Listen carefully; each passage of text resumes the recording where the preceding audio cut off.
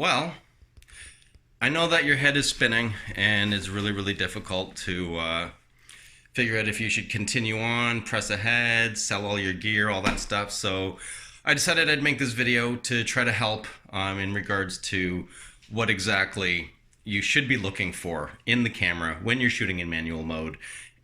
Because believe it or not, the camera does actually guide you as you're changing your settings and stuff. You just need to know what to look for.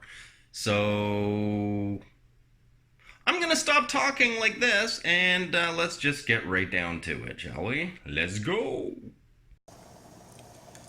So, understanding what your camera is trying to tell you when you're shooting in manual mode. I know a lot of beginners to photography, they hear manual mode, they try different things, they go out, they start firing away, and my camera just went on standby. Let me fire that back up again. So, here's the thing.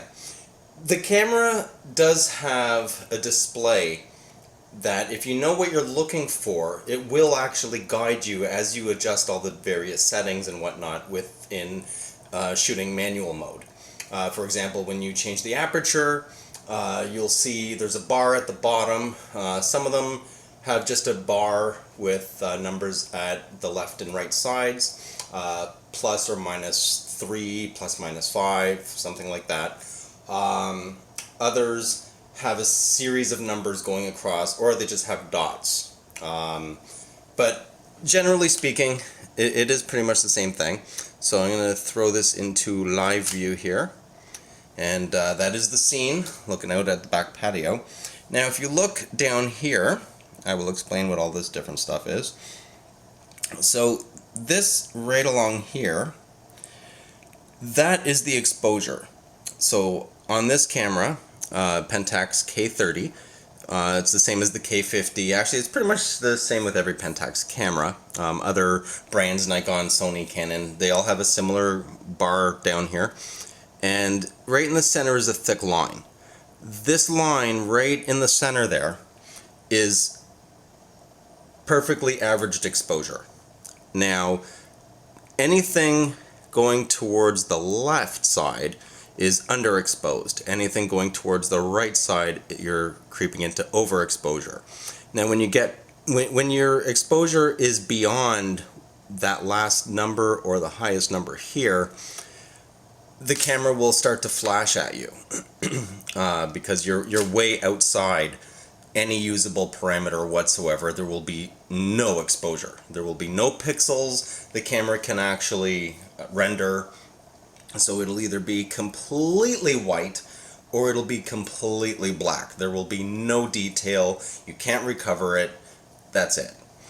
So down here, right now the shutter speed is set at 1/80th of a second. I'm using a 50mm lens and it's at f4 and ISO is at 100. So let's go ahead and change the aperture. So let's go, we'll decrease the amount of light coming in, so we're increasing the aperture to a higher number, and you'll notice that it's getting darker. But as it gets darker, you'll notice that these lines here are now moving towards the left, which is underexposure. And you'll see once I get to the very edge, and if I keep going, oh, that's actually as far as that will go. So just to show, I will increase the shutter speed, and you'll notice that 5 is flashing. So let's take a picture and see what that looks like. And it is black. There's practically nothing in there whatsoever. Nothing that's usable given the overall exposure across the board.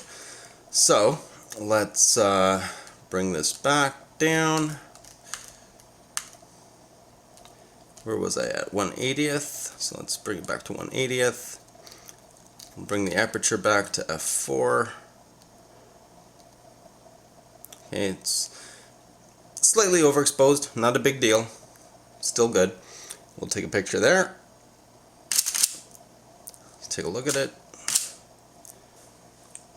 There we go. Now, you'll notice the walls, obviously, the walls on the inside can't really make them out. That's fine.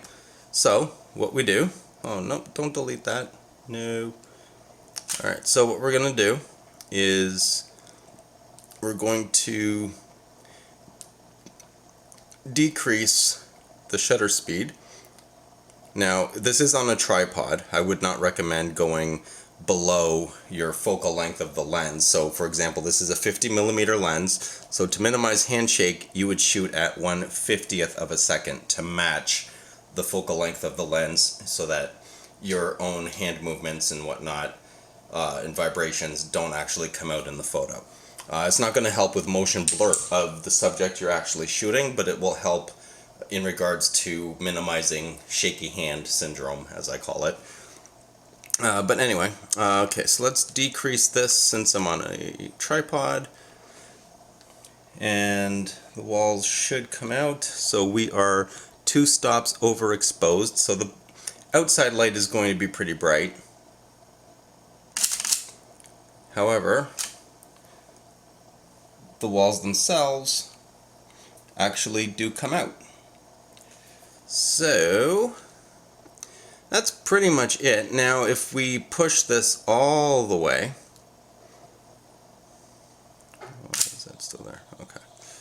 Now if we push this all the way over to, nope, don't delete, cancel. Okay. Push this all the way. So let's drop the shutter speed so until that +5 starts blinking. And now we'll take a shot. And you'll notice the bars all the way over, like as far over to the right, which left is shadows and dark. On the right side is highlights and whites. So think of it that way. So if you're in the middle, then it's right in between, it's averaged out, it's right in between all the brights and all the darks. If you start creeping towards the left, then you're capturing more of the darkness of the image and not the brights and grays, or whites, sorry. And if you're heading over towards the right, you're losing the dark aspects of the photo and you're over brightening everything. So let's take a shot, and that's pretty much what happens.